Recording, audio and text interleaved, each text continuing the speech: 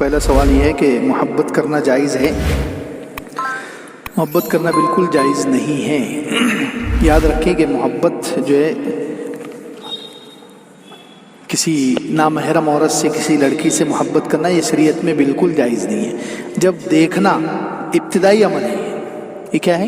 ابتدائی عمل، دیکھنا، کسی نامحرم سے بات کرنا، کسی نامحرم کو چھونا، ان سب چیزوں کو حدیث میں زنا کہا گیا۔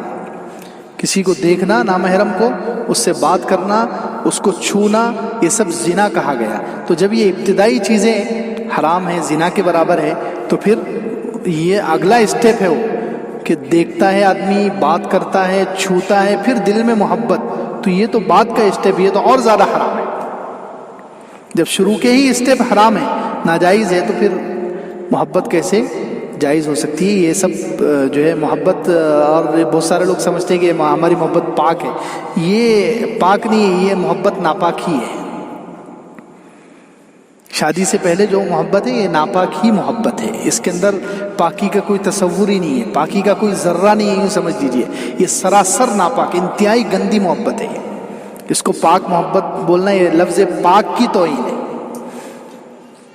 اس کو پاک محبت جو لوگ بولتے ہیں، لفظ پاک کی بھی توہین ہے۔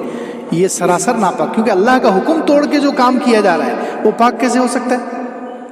جب اللہ نے منع کر دیا مت دیکھو، اللہ نے منع کر دیا بات مت کرو، اللہ نے منع کر دیا نامحرم کو مت چھو، تو یہ سب چیزیں منع ہیں، تو اللہ کا حکم توڑ کر جو محبت کی جائے گی وہ کیسے پاک ہوگی؟ وہ تو ناپاک ہے، یہ سب شیطانی چکر ہے۔ اس لیے سراسر ناپاک محبت ہے، محبت بالکل جائز نہیں ہے۔